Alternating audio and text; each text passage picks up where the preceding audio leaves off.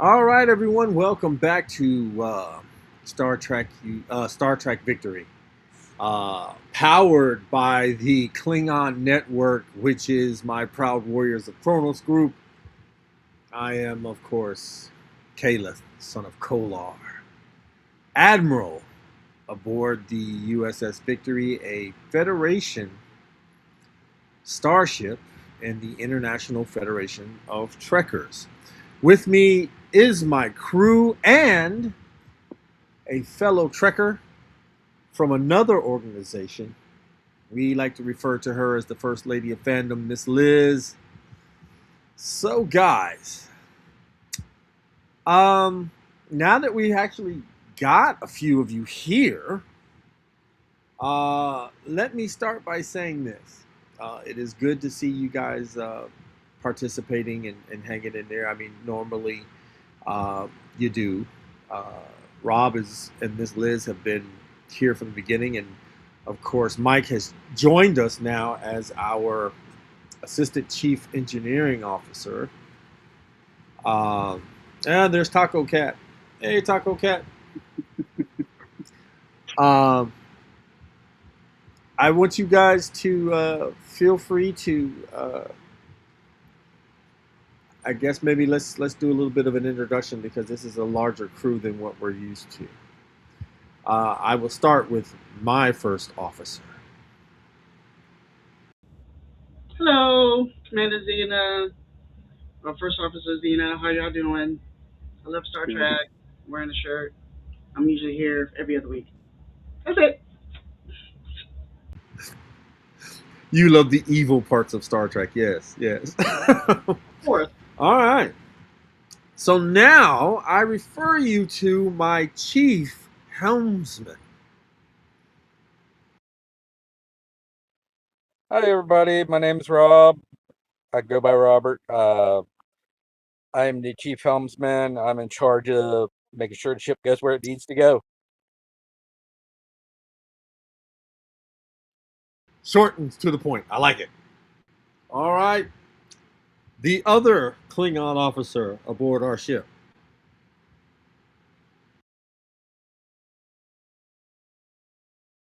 and happy to be with you guys and talk some Trek. Also, I have Myers with me here also as well. Ensign Harley B. Myers checking in. Nice. Nicely done. Nice, nicely done. All right. Mike. Hello, everyone. Thanks for allowing me to be here today. Ah, Mike is being very, very shy. He is the assistant chief engineer. He's also doing most of our prop building right now. Mike has a 3D printer and an engraver, and he has been gracious enough to enlist his time, his money, and his effort into building and creating these things. Um, he's worked on several other things for me as well. He gifted me a mythosaur, but we're here for Trek. And last but not least, one of my favorite people, our first lady of fandom, Miss Liz. May the force be with you. Ha ha ha ha ha. Live long and prosper, everybody. Okay. Don't can you Well, log into the you know I do all sci-fi. Yes, ma'am, That's we why they do. call me the Lady of Fandom because I do everything. Uh, I've been involved in fandom since, well, I started watching in '66, but I didn't really get involved in everything until '72, and I've been at it ever since. And as Carlos will say, I have been here for a millennium. And Well, you need it, I got it. this is one of the things I do love about what we have created here, and it kind of started with something that my navigation officer started, which was, of course, what he liked to refer to as the round table. It was during COVID, and surely, slowly but surely, our numbers grew, and then it became a thing that we all looked forward to due to the fact that you couldn't go nowhere, you couldn't be in contact with people.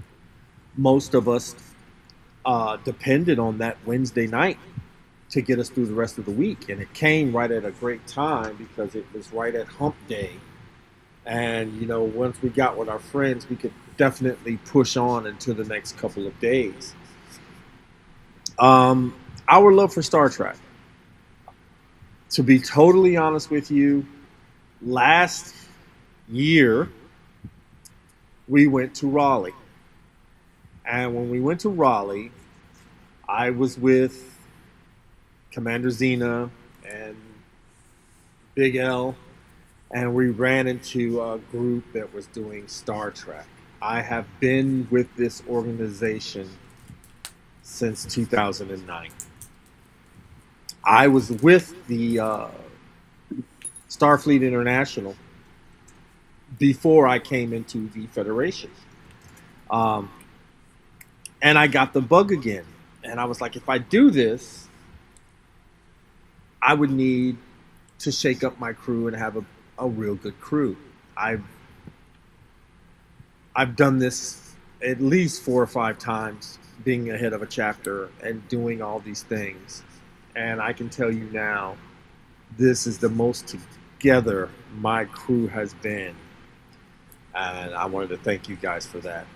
So, for those of you who don't know what we're doing, what we do is we basically go back and we watch the Star Trek episodes.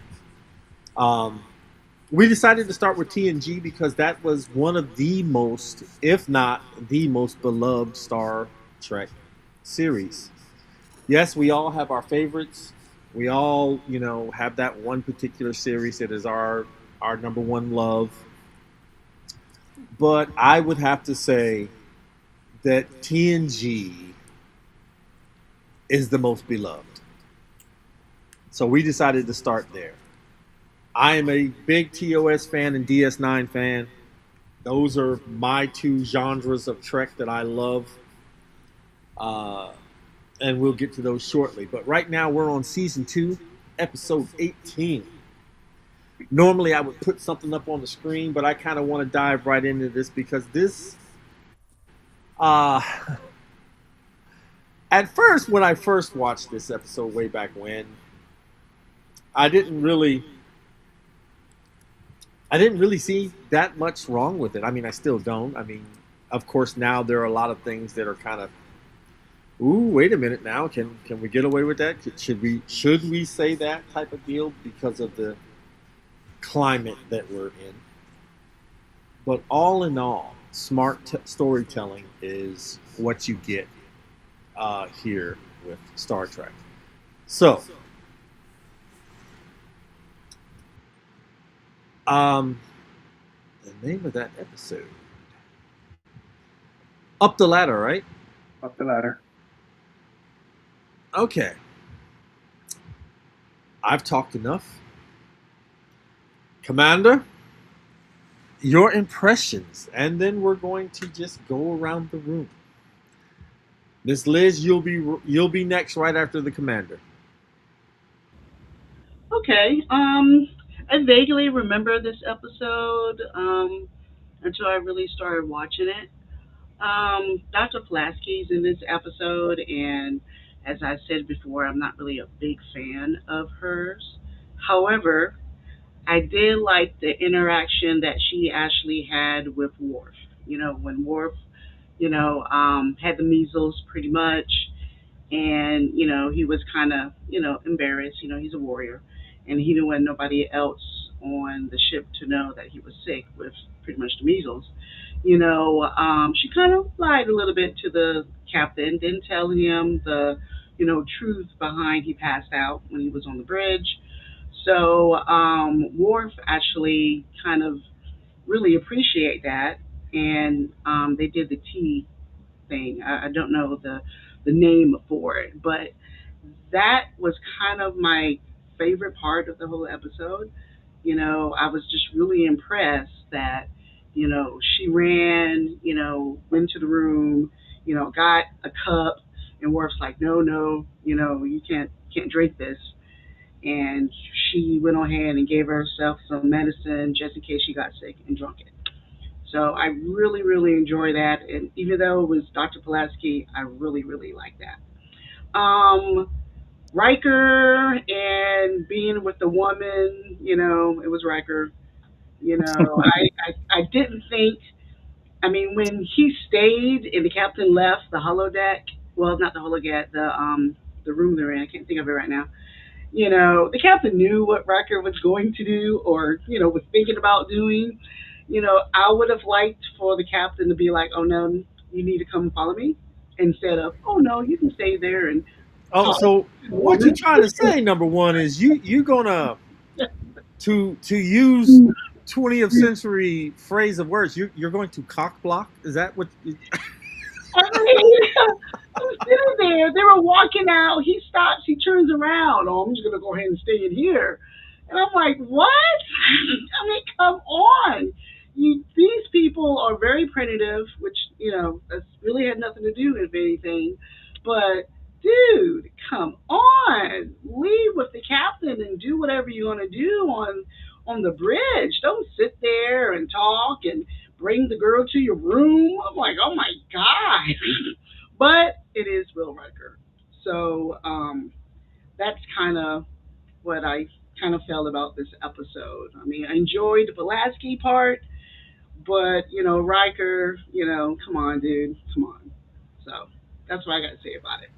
Mm, I see. I must do my dirt away from my first officer. Yeah. All right, Miss Liz, what do you got for us? Well, I thoroughly enjoyed the episode. I do remember this episode. Those guys were hilariously funny, and I like how poor Riker was smitten with her almost immediately. I mean, he took one look at her and it was like she was throwing pheromones at her or something. And she was hitting on him too. When they went, when she went to his quarters and was going to get her feet washed, uh, it was mutual. Well, I mean, being a gentleman, I'd wash those feet. Oh yeah, Gentlemen. oh definitely. But I thought it was great. I love I love Picard's reaction to the whole thing. He just laughed, and that's about what I would have done too.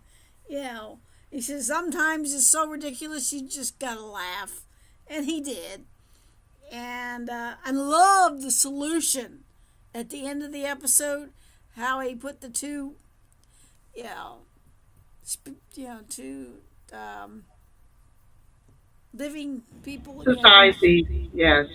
Yeah, I think it was a smart idea.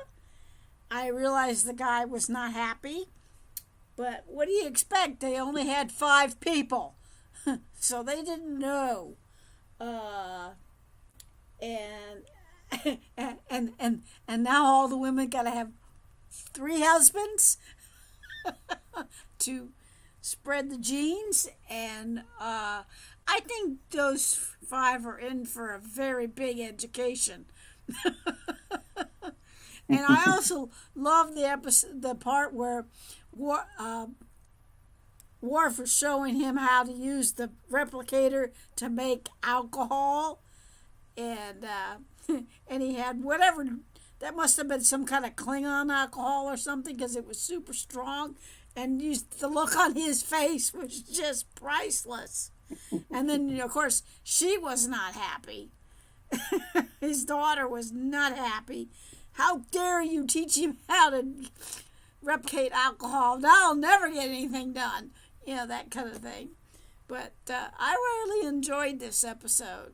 And yes, I like the tea ceremony. with Dr. Pulaski. I thought that was sweet. And, but I just thought it was interesting that Riker had fun with the young lady. And she initiated it, by the way. You know. So, yes, I thoroughly enjoyed that episode. You know, with the people and the animals and the. Makes me laugh. All right, all right. Rob. This episode, I liked it. It had a couple parts that were cringe, but it was good overall. I felt whoever wrote this episode was a John Wayne fan and watched A Quiet Man one too many times before writing this episode. Uh, but one thing that really irked me was, what you call it, when he beamed them up, he was surprised the animals were there. He should have known exactly what he was beaming up. And that always irked me. And never been a Pulaski fan. Always found myself rooting that the antivirus didn't work when she took it. Damn, Rob. Well, I will say this. I love the poison tea ceremony because that you're it's a test of bravery, of courage, and you're doing it with poetry, and this is again one of those arcs that break down the Klingon culture that gives us that interest inside, that the Klingons are more than this Russian type threat that it was in 66. So I get it. You know what I mean? But I did. This is one of the few times that I did like Pulaski. But again, outside of that episode, no, not really. All right. Returning back from a extended shore leave is our chief navigation officer. Yes, sir. Yes, sir. I'm going to have to start off by saying that our CO, she kind of hit the head on the nail for a lot of the stuff for me. The only thing that I wanted to add myself was it kind of felt like, and I'm new to Star Trek episodes, so I'm trying to learn them. But sometimes it feels like that the episodes get rushed. Like I would have loved to know more about why Worf got the measles. Not just, hey, he passed out and that's it. It just seemed like they never returned back to it. And then it was different for me. I like the Scottish people. They were wild and about, kind of remind me of some of my folks. But then when you met the people that wanted to clone and everything, they seemed to be a threat, and just how quickly that they, Federation officers, they were super nice. Riker was super nice, and then next thing you know, they shoot them, and then now I'm going to take your DNA. The only question I have for our crew to kind of help me understand things is during this time, here you have Riker messing around with this other woman when I thought him and Troy was together. Were they not together at that time or in that episode, or was he cheating on her, or what? That was my only thought that I had. Like, what's going on? Ensign, do you have anything? What you realized, the cloning part, what does this sound like? It sounds like two things that I know. Star Wars with the Clone Wars, and then the movie Multiplicity with Michael Keaton. That episode, I really wasn't into it too much, but the next one, 19, has been my favorite. Thank you, gentlemen, ladies, and that's all we have for you. Well, Riker and Deanna aren't together as together. They are separate. So each one of them get to explore sexual partners Riker more than her, um, which is weird because Betazoids are very liberating with their stuff. Which again, you got to remember the times when this was written, so it would be more like that. Plus, I mean, compared to civilizations, we're a very young and naive race when it comes to these things. We're still kind of modest and standoffish about this stuff, even for a lot of these races. Um, so that would answer that. Now, Worf getting the measles, I'm pretty sure Pulaski had said why this could have happened to him before she did all the little, let me get some more of this poetry, which, again, this is the only time that I kind of find her character interesting anyway. But, all right, Assistant Chief Engineer, what do we got? Well, as far as Dr. Pulaski is concerned, by this point, she's gotten a pretty bad rap as being cold and heartless. I think this whole thing with Worf was to highlight how she's able to be flexible in developing a relationship with crew members and not being so rigid and hard as she's been shown off to be in previous episodes. As uh, Riker is what Riker does. I guess that's what Forrest Gump would say. He already deposited his donation to the gene pool. He was ahead of the curve. The rest of the episode was just a way of showing how different cultures would have an impact on each other. You have the two groups that got separated by 500 years, and one group, from a technological standpoint, 500 years with cloning technology, you would think that my wife was watching it with me. She made a comment. Shouldn't they know a little more about cloning after 500 years? I told her that technologically, 500 years ago was when they had the most advanced technology, and they've been stuck. They haven't had any advances. So they wouldn't have any advances in manipulating DNA fragments or strands to make variations in color, hair, eyes, stuff like that. So they're that copy of a copy, and the degradation would definitely cause some serious issues. And it was good that they came across that SOS just in time. It's just an example of how everything comes together to work out. Okay. Well, then I think we're all in agreement. This was one of those fun episodes. We all had kind of fun with it. It tickled Miss Liz there. She really enjoyed it. I too found out something new, that when I do my dirt on my ship, I'm going to need my first officer way away from whatever I'm doing. Well, you know what I'm saying? I'm gonna get the first officer some duty time or something. But I thoroughly enjoyed this episode, again, because again we get the facet of Klingon culture, and then it's a fun episode. It is a fun episode.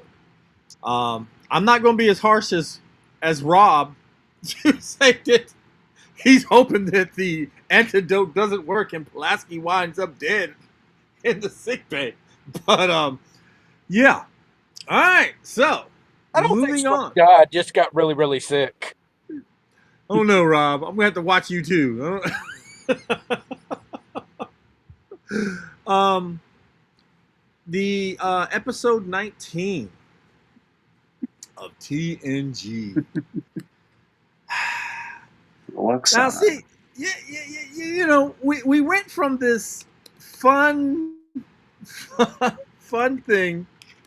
Now we're into one of my favorite characters, because she makes Jean-Luc so uncomfortable. Manhunt, right? Waxana Troy.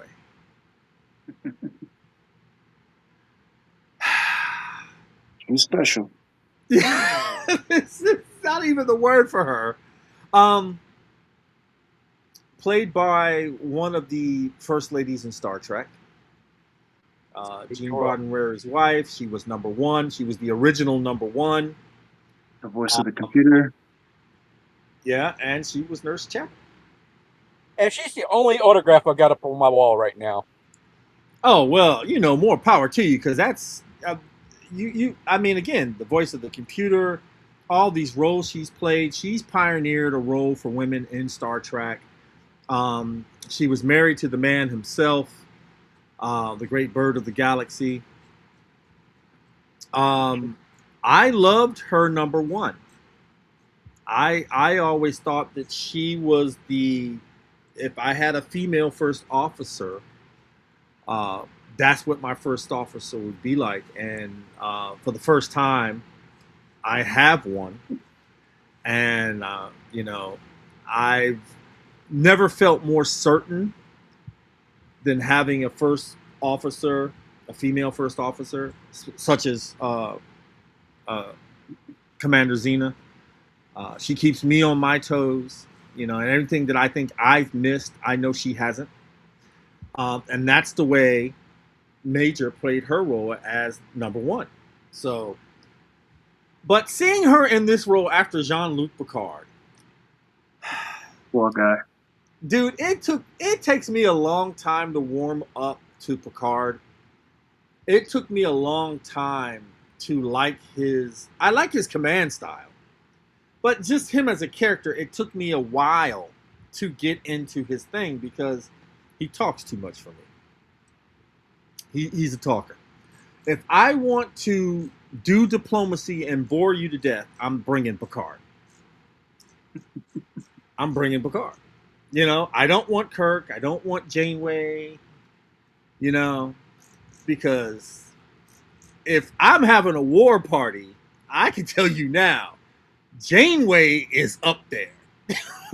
You know what I'm saying? So, but I love the way she made him so uncomfortable. I think that's what tickled me the most. So, and bringing his data, yeah, his mechanical chaperone.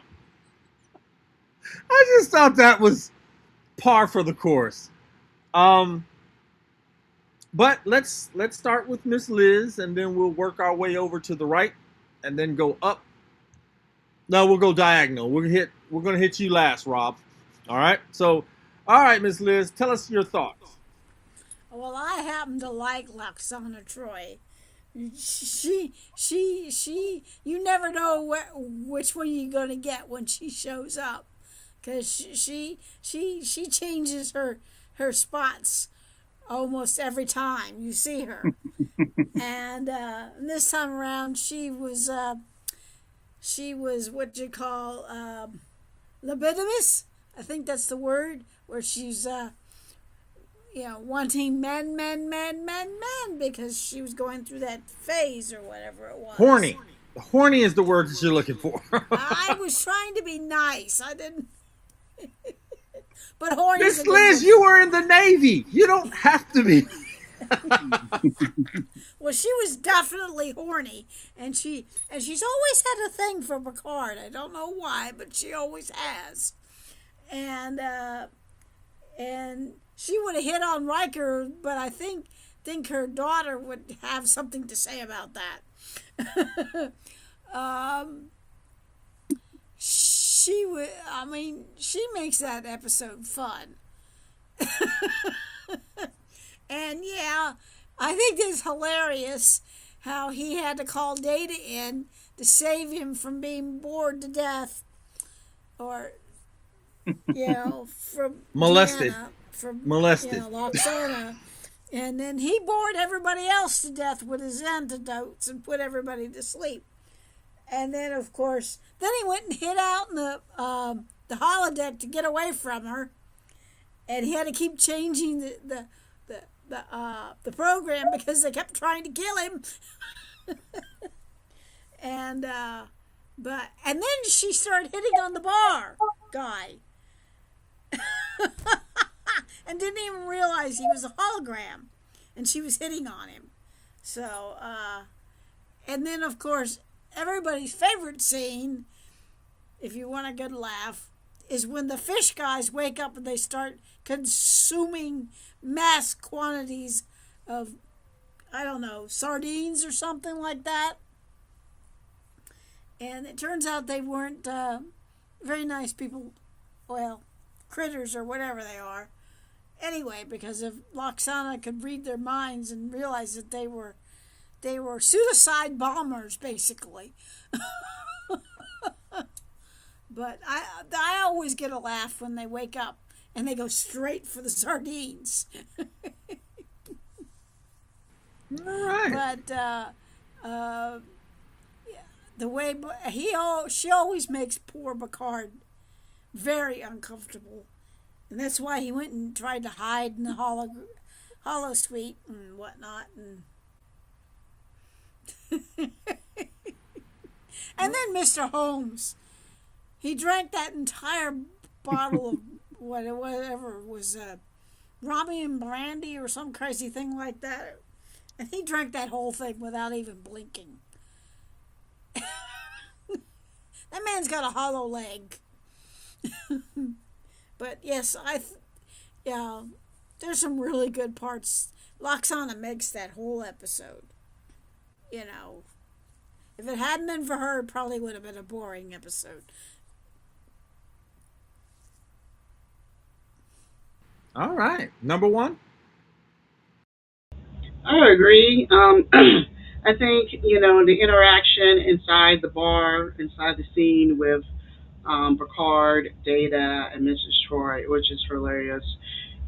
Sometimes Miss Troy can be a little bit annoying, but I really did enjoy this episode with her. And I'm going to go off track for a second. My favorite episode with her in it is that DS9 episode. I actually looked it up, from season 1, episode 17, The Forsaken, when Odo and her got stuck in the elevator, and he had to get inside her, her dress. I love that episode with it. It was just great. But her as a character has always just been pretty cool. Another thing that I really liked about this episode, that when Worf was looking at the fish people, he was kind of a little attractive towards them. So I thought that was kind of cute. Worf was just looking at them and, I guess thinking of things in his head. So Yeah, didn't he say what an attractive people? yeah. Like that? So I also thought that was cute. So this wasn't a bad episode because of those 2 points. All right, all right.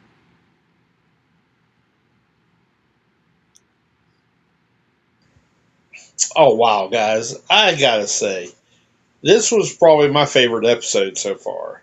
I am just slightly disappointed because I was trying to get this episode in before the show started, so I got about 5 minutes left of the show I have not seen. So great, right? But anyways, Troy's mom, I thought she was so bubbly, full of energy, and then seeing Lurch behind her, that was kind of interesting. And just her infectious type of attitude where she was after all the men and everything. Then, of course, Miss Liz said it when, and I might be wrong, but I think when Captain Picard come in there with the Romulan ale, and he turned around and took that bottle and took it down like a champ. I thought that big guy was just going to pass out, because I thought Romulan ale was really, really strong stuff, especially for us humans. But the funniest thing that I think in the episode is what my wife and I saw. Well, when one of the fish-looking people woke up and the eyes opened up, next thing you know, Vanessa says, oh, I'm sorry, Myers says, hey, look, there's Rob. Darth Fishy came out for real life. I about lost myself. I was like, that has to be a new episode, a new cosplay for Rob there. But all in all, I thought it was a great episode, and I got 5 minutes still to watch it. You have any insight? I want whatever Roxana was taking. They said that this was her version of menopause, and I'm going, okay, let me just speak on this because I've been learning a lot within the last 3 years of hitting cancer, and then next thing that doc tells me I'm on the other side of it. We human women don't want. She's become a hoe. When you're a human, you don't want that. It's like, nope, get away from me. Don't touch me. Don't want nothing to do with you. Not her. I need whatever she's taking. But yeah, guys, I thought it was actually a great episode. Like I said, we got like maybe 5 or 6 minutes left of the episode to finish up. So kind of can't wait to kind of watch it up. So y'all don't tell us the ending, whatever you do. Thank you. All right, Mike. Poor Mr. Holmes. I'd be drinking too, just like he was if I was her assistant. He, that guy needs a vacation. I think it would have been a great idea if they would have given her a program in the holodeck for herself to deal with her needs. I mean, I'm sure they could have come up with something. They have great holodeck scrubbers for whatever organic material is left behind. But it was a really good insight into her culture and what happens at certain stages of their life, and people may who really don't see the differences of human versus alien cultures and physiologies to really understand that this is something that all betazoids go through. And it was funny how a little earlier when Riker was sitting next to Counselor Troy and she brought it up and he was like, "You didn't say anything about it." And she's like, "I didn't want to scare you." And he's like, he was all giggles because he was like you could see everything processing through his head and what he was thinking about. It's like, yeah, I can't wait for that. But it was really, it was like everyone said, it was really fun. Porn Trek. That's what we have here is Porn Trek. Yeah, but they have great holodeck scrubbing systems to get all that to recycle their I'm a organic hollow suite, material. not a hollow deck. But us down here in the lower decks, we don't discuss the scrubbing programs. I see that we will have to have PG locks on the holodecks on the Victory. I see too many things going wrong here. All in all, though, again, I think this is another one of those episodes that was a fun episode. It gave us some insights into Betazoid culture. We got to see Picard nervous Squirm. around Miss Troy. We got to see how Deanna got to deal with her mother and her heightened state, so to speak. It's just, again, it's the writing. It's the writing that draws us to that. And I hope, and I say this with a heavy heart, and don't think that I'm rooting for something to fail because I'm not. I did not care for a lot of things that went on Star Trek Strange New Worlds, but it was the Enterprise. It was Pike. It was number one. I started to like the con girl, which in the first couple of episodes, I'm like, this girl needs to go. Now all that hate has gone to Christine Chapel. And I really need her to get her comeuppance as this show ends. But I'm sad to see it go. I really am. Um,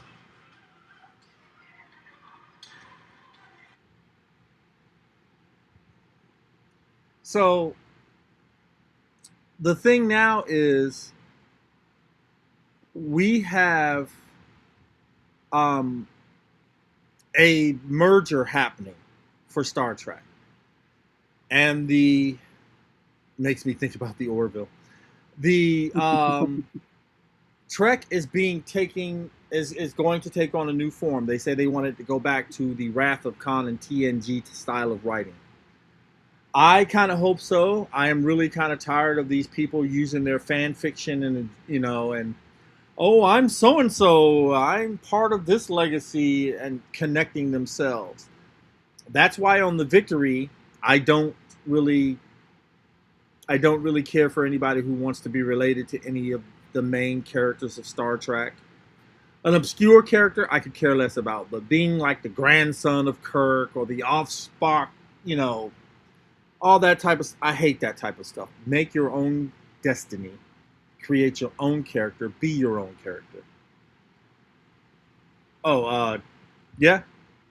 Um, I- my wife had made a comment about some of the different offshoots of Star Trek, like Voyager, Discovery, and she said how she didn't like this and she didn't like that. And I said, well, think of it like this: imagine you have the ability to be invisible and follow any person in the entire Star Trek universe or any species.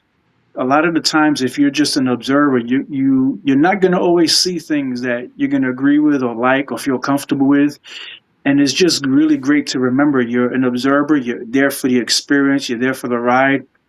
And you take the best of what's comfortable for you, and just leave the rest. But always remember, you're just an observer. So especially when you're dealing with different species from different planets, different races, you're going to come across things that may seem simple for them, but for humans, it's total mind blowing confusion.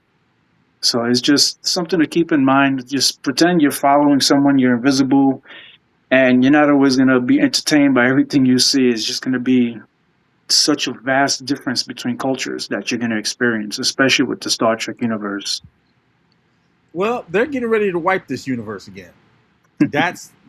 But I'm with you on certain points, but I just and unfortunately we will have to reopen the Discovery, reopen Starfleet Academy. Um, I gave up on it, and I do not look. I no matter of fact, I am not. I am just not. I can't do that. If the first officer continues to want to do this, she can do that. I am not going to go back to. I can't. I just can't. The moment they put my Klingon like he did, and no, I'm just not. I'm just not. I'm not entertaining those ideas. But I will say this: I'm saddened with the way we got a short season for Strange New Worlds. It is getting ready to come back. So I need to tell you guys that we will put this on pause for this last season of Strange New Worlds. That's what we're going to be focusing on. Now, I know a lot of you or some of you aren't able to have that access. As my guest, Miss Liz, and as my crew, I will allow you to have access because that's my thing to do as commanding officer of the Victory. Now, I will tell you this. The moment that thing ends, you'll have one whole week to watch that last show before Paramount Plus goes live. There's Well, look, Marcus, go ahead. My friend Marcus, he always gets me copies Mm-hmm. of. That's how I've gotten to watch all the Strange New Worlds. Okay, Is well, you're not going to be able to do he that makes because I'm going to copies give for you. me, and then I watch them. You're not going to have to do that. I'm going to give you access to it so you can watch it as we do. So But you how do I don't miss do it. that? I don't have Paramount Plus on my TV. Well, Miss Liz, if I tell you I'm giving you access, that must mean I'm paying for it so you can have access to it. Yeah, but you're gonna I have to will walk me through I it will because I've Miss never Liz, I will added be there anything. every step of the way with you to make sure this gets done, even if I gotta come to your house and put it on your TV myself. That's how much we love you, Miss Liz. Me and the That's first how officer Marcus got already me talked about all it. set up for what I watch anyway. As he came over and set things up for me. Well, there you go. I mean, I can give everything that you can. I can tell you everything you can tell Marcus, and I'm pretty sure Marcus will put it on there for you. But we are going to be watching that. I believe it's like towards the end of this month. Okay. So we have probably maybe one more episode. So we'll be doing 20 and 21. And then from that point on, it will be Strange New Worlds. Now, there is no shame in saying, hey, I couldn't watch it. I couldn't be there. And then I'm going to ask you to set it out. Because if you haven't seen it, I don't want you talking about it because you haven't seen Yep. it. You know what I'm saying?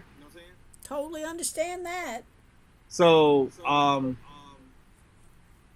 I'm excited, although I am saddened. These are the last, I think, 8 episodes we're only going to get. But at the same time, I'm terrified of what Paramount is going to do because, you're promising us we're going to take it back to Next Generation and Wrath of Khan storytelling. Who's writing this storytelling? That's what I want to know. Because if you're giving me more of Kurtzman Trek, I'm not going to get Wrath of Khan or TNG storytelling.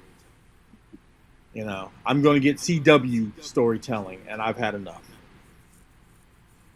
But I've enjoyed this very much. The crew of the Victory is always welcome here, as well as any guests. We do have Michael Huntington, who is our Klingon ambassador. So the moment we get a good Klingon episode, I am going to reach out to him and stay on it and be like, hey, Mike, I need you to come on so we can have that. Because this man is like Miss Liz. They do the lore. He is friends with Gowron and Martok. He's invited them out to conventions. They know him by name. He's got their phone number, that type of deal. So, although we've had the Chancellor JJ. on our show at least 4 times. But I remember the last time he corrected man like me. to talk. Well, you remember how he corrected me when I had called him Chancellor. He goes, I'm a general. I'm no longer the Chancellor. I said, okay. And then when he got back on the show, that's Chancellor. I was like, I'm sorry. So it would be good to have them back on the show one of these times again, but we've had them on. You guys can go through the Cosmic Portal Salvage Yard, go through the videos. You will find that video where we've had J.G. Hertzler on our show, biggest celebrity. The first time was like a few days before my birthday, and that was like the greatest birthday present that any Klingon could get, to have this man on our show. Yeah. What you got? Real quick, the actor who plays Gowron, wasn't he the guy who walked into Dick's office and grabbed Captain Picard? Wasn't that the actor who plays Gowron with the big eyes? Yeah. Robert, I forget his last name, which is crazy. But yeah, we, the bad thing was I had called him up and he got him on the show, and it was like he couldn't get the link in. And just when I was like, I'm sorry, guys, I didn't announce it because I didn't know how it was going to go. And just as we were getting ready to give up, he pops on. And I think it was like an hour and a half. We let this man just go. And I'm telling you, I'm not a name dropper, or, we've had so many celebrities, and we haven't. We've only had maybe 2 or 3. And they've been stuntmen. They've been all Star Trek related, and one Star Wars celebrity, Mr. Dak Morton, and our navigation officer brought him on. And I turned around and had him back on our show. He signed for the Proud for the excuse me for the Priory of the Phoenix, the Bespin Boba Fett. I have a slave one. I am going to get him to sign for me. Just because, you know what I'm saying? But we've had a lot of celebrities that come through here, and I've been very proud of that for us to be an unknown channel. You know what I mean? And it's more for us to geek out with than anybody else, and I'm very proud of that. Just as I am very proud of you, my crew. So let's get out there, make more content. Next, in the next 2 weeks, we will be doing episode 20 and 21. I will be back at my command center. I lost a mouse. I have to go out and get a new mouse for my big computer, or we would have had all the great special effects. But we will be back in 2 weeks with those two, and then after that, it'll be Strange New Worlds until the very last episode, and I can guarantee you that'll be more than an hour. So, guys, buckle in for that. We are really going to talk about the legacy of Star Trek, and in September, we are, of course, going to celebrate 60 years of Star Trek. And with Mike's help, we're going to have a special giveaway on that 60 years of Star Trek. All right. So, with that being said, does anybody else have anything they would like to mention? Nope, I just want to thank everyone for joining us and the crew for being with me, Calabiz, Miss Liz, and Rob, the two people that haven't been up there with us yet, or Jetta Joe in a while. Mike, I appreciate you joining us. So just thank y'all. You're welcome. Very nicely said. Now, of course, you guys have a standing invitation. As always, you are part of the crew. So this podcast is made for the crew of the Victory. Any of you out there watching that would care to join or have anything that you would like to add, please feel free to drop it in the comments. Contact me or any member of my crew, and we can get you on with us live as we do this. So with that being said,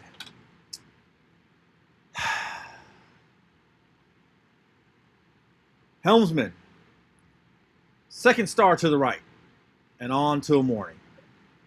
Aye, aye.